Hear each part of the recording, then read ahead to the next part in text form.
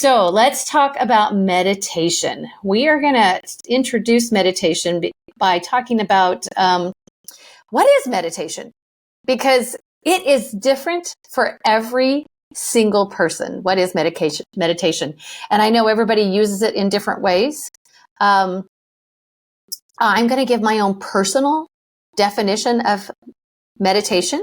And I'm actually going to ask the other coaches to weigh in and add to it. And we're going to create this rich, very diverse definition of meditation, because it's different for different people, and there's different types of meditation as well. But for me personally, meditation is allowing yourself some sort of avenue so that you can quiet the mind in order to connect to something bigger than ourselves.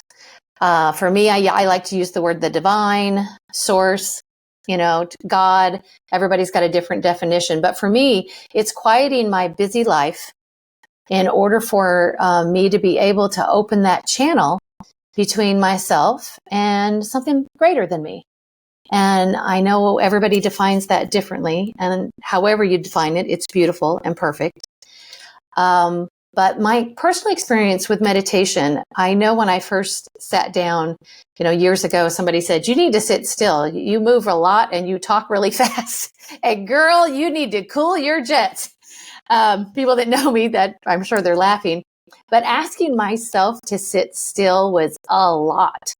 And so when I first started doing meditation, I actually started doing some guided meditations where I would listen to somebody that would actually take me into a guided meditation, asking me to focus on my breath, asking me to focus on certain parts of my body, and allowing myself to just kind of, get into that parasympathetic nervous system, which is your rest and digest system. And so I've been doing meditation off and on now for about 20 years. And I will tell you that it has been, I think this was Courtney's word, transformational, when you actually stop to do it. But I also want to say that meditation can be a lot of different things. Like I know that oftentimes, when I'm going for a walk in nature, I can get in a meditative state, even though my body's moving, I allow myself to, to kind of move into a flow. So, sometimes meditation can be somebody, connecting through music or connecting, other ways. So meditation isn't just one thing.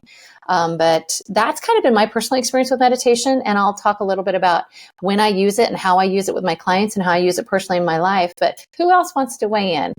Let's give another definition of meditation, because there's tons out there. Courtney, you want to weigh in? Yeah. For me, meditation is retreating from the outside world and getting in touch with the source or the creator. And I guess I use it to relax and to reconnect with my true self, because that is where there's none of the outside distractions, and I'm able to relax. This doesn't mean that my mind is clear all the time. No.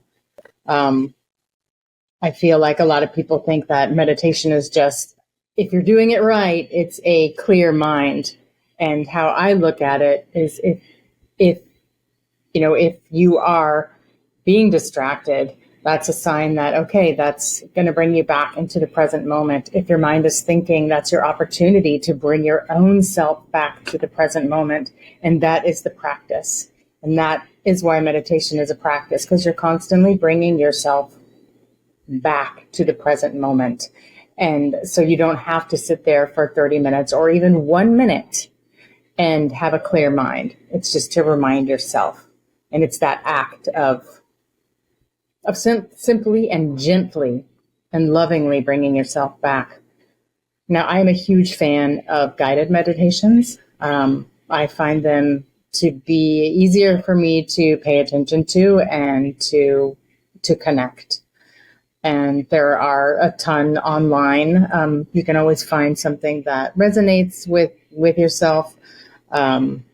I am a fan of Dr. Joe Dispenza, and I really like his meditations. And so I have been able to do quite a few of his.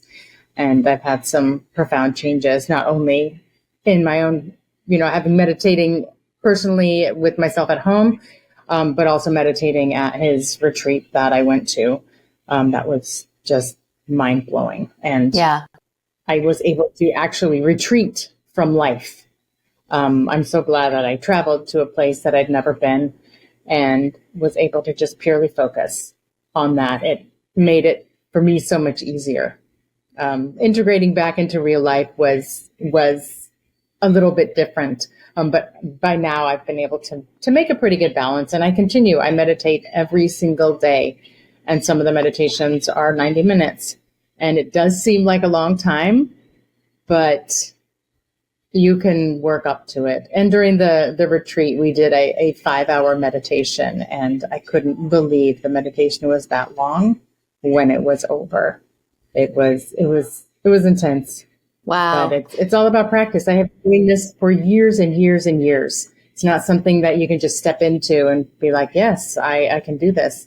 But you can step into it and say, yes, I can do this by doing a minute. That's all you need to start, or taking a deep breath and just taking that moment for yourself and then moving along.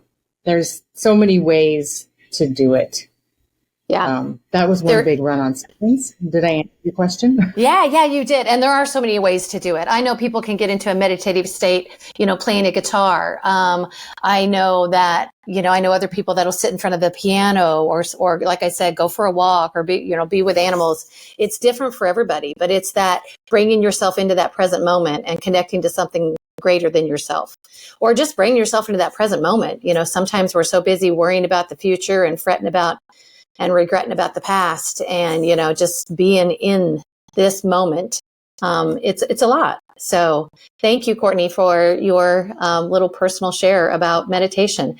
I want to hear from Trayvon. Trayvon, talk a little bit about meditation and how you've used it in your life and in your work. Yes. And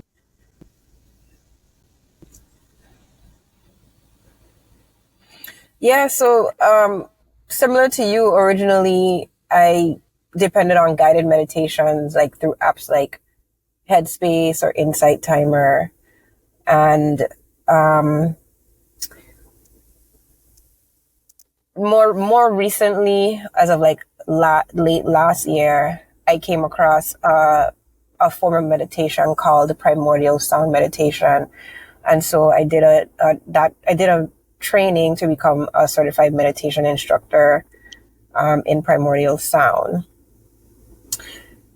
And so that really transformed my practice. And I've been more consistent with my meditation and not really dependent on guided meditations to do my meditation since I started that program. can you tell me what that is? Primordial sound? Yeah, what is that? Primordial sound is it's basically a mantra-based meditation. And so a primordial sound is the sound that the universe was making at the time of your birth. So ancient sages, they were able to record or realize that the universe the sound that universe makes at specific moon phases are different. So there are 108 different sounds. And if you think about like Om, like that's like the sound that the universe makes together, right? So it's similar to that. It's like the simplest sound that the entire universe makes. Wow. So cool. So the meditation that I do, I use my sound, like the specific sound that the universe was making at the place and time of my birth for my meditation. I use that mantra. I keep repeating it over and over again until I slip into that space between the thoughts. Wow. Very cool. I'm not familiar with that. So I'm excited to learn more about that. Very cool. Awesome. And how has it affected your life? How has meditation?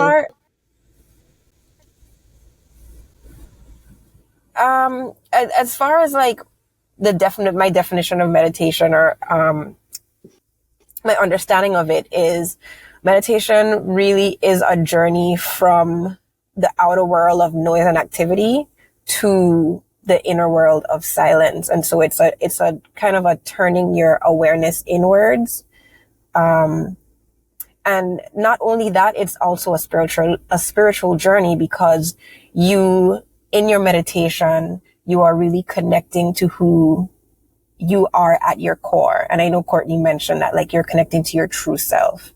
And so for me, it has really helped me to reduce the amount of stress that I have in my life, and stress comes from looking outward, right? From outward things, from all the activity and roles and all that other outward stuff that we have going on in our lives. We really tend to focus on that and not focus on, us, and looking inward and recognizing that we are not those roles. We are not our thoughts. We are not this body. We are something much bigger than that. And so meditation has helped me to connect to myself in that way and not really get drawn away in all the drama that happens in life outside of me. Yeah. So that's my experience. Oh man, that's awesome. I'm just so excited. And I'm going to ask Coach Shannon, have you ever had any experience? Thank you, Trevon, for sharing. Coach Shannon, have you ever had any experience with meditation, or are you new to the subject? What's been your experience? No, I'm not new.